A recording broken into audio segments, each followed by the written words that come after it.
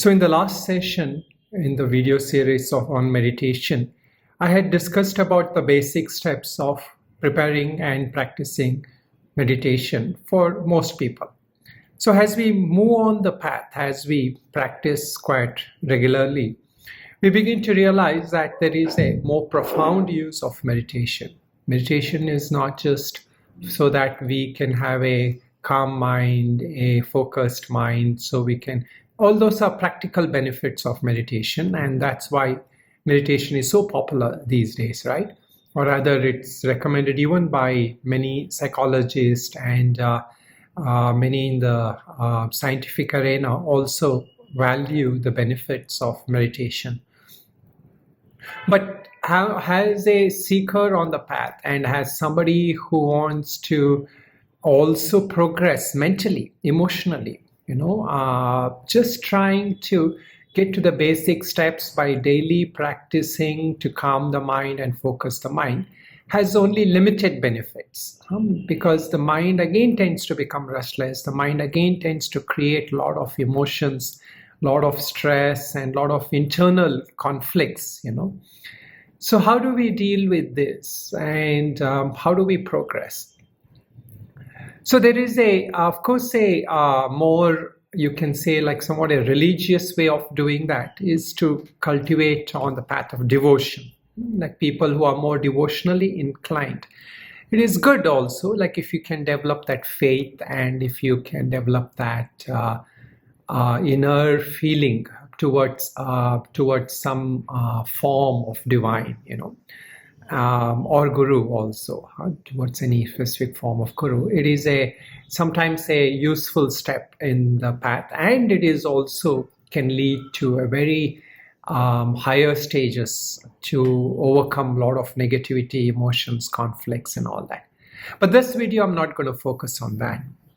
In this, I'm going to focus on how do we ultimately resolve conflicts using the path of you can say like meditation, contemplation, and inquiry. Of course, the most well-known approaches in this are those which come from the path of Buddhism, where they talk about mindfulness and knowing the true nature of the mind and all that. But also in our Vedic Advaitic tradition, we have had many gurus who have been able to, in a secular way, provide a path for most people. And foremost among them, of course, is Bhagavan Ramana Maharshi, whom many adore these days because of his ability to point to the direct nature of reality. So I'm not going to specifically talk about his practice alone, because I've talked about it in other videos. But here I'm going to use that, and how do we progress on our own path of meditation, contemplation, using some of these methods provided by these contemplative masters. And I'm not focusing again on like just doing like a deep yogic meditation where we attain a state of high internal bliss, samadhi, absorption, and all that. So I'm going to still keep the focus on transforming our life, on making progress in our spiritual life. So this is what we call generically as knowing the true nature of reality, or what is also called in self-enquiry. So what is this and how do we do this? So once we have learned to stabilize the mind a little bit by certain practices and by able to focus the mind, calm the mind, then ideally that's when we start formally, but informally even during the day we can do, even when we haven't been able to completely calm and control the mind. It's fine, because that itself is becomes an impetus to practice. So the first step in this is we try to look for that source of all our experiences. So for example, now that, if you're watching me, so can you just take a minute and then try to see what is it in you that allows you to have this experience? At a very basic level, you might say, okay, my eyes are able to see, my ears are able to listen. But if you go a little deeper, you might actually say that, oh, it is my mind, my mind is able to grasp that. My mind is able to, in a way, know that or experience that. But the nature of the working of the mind is also known, right?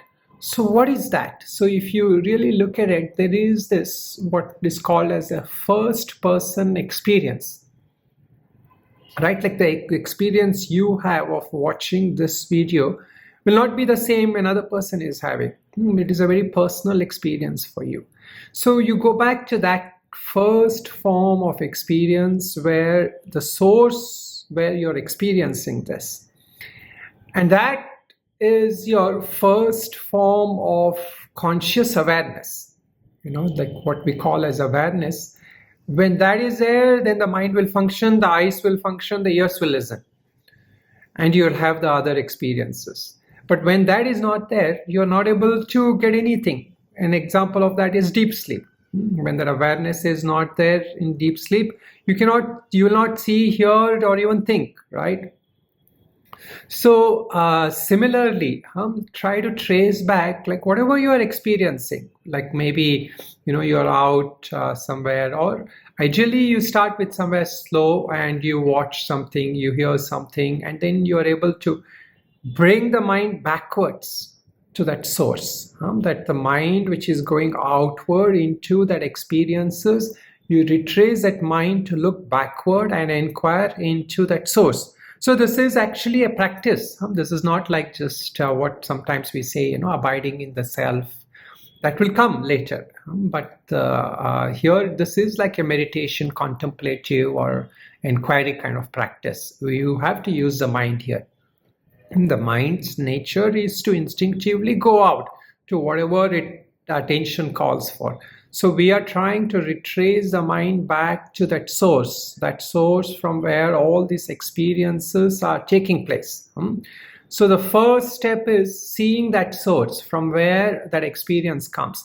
And as you see, as you kind of connect to that, sometimes it's like for many people who have never done this, it's like this aha moment, it's like, I never knew, oh, this is where the source of experience is. So then, so here it is not, again, like we are not trying to just go with the thoughts or analyze the thoughts, or even trying to hear, like it is not even that Sakshi Bhava, which I had discussed in my last video on meditation. So you're not just abiding in the Sakshi Bhava here. You are trying to look at that source and try to mentally, or it's not just intellectually deduce it. Mentally, you are trying to go to that root and feel that. What is that nature of that experience? What is that nature of that experiencer, that source of that experience?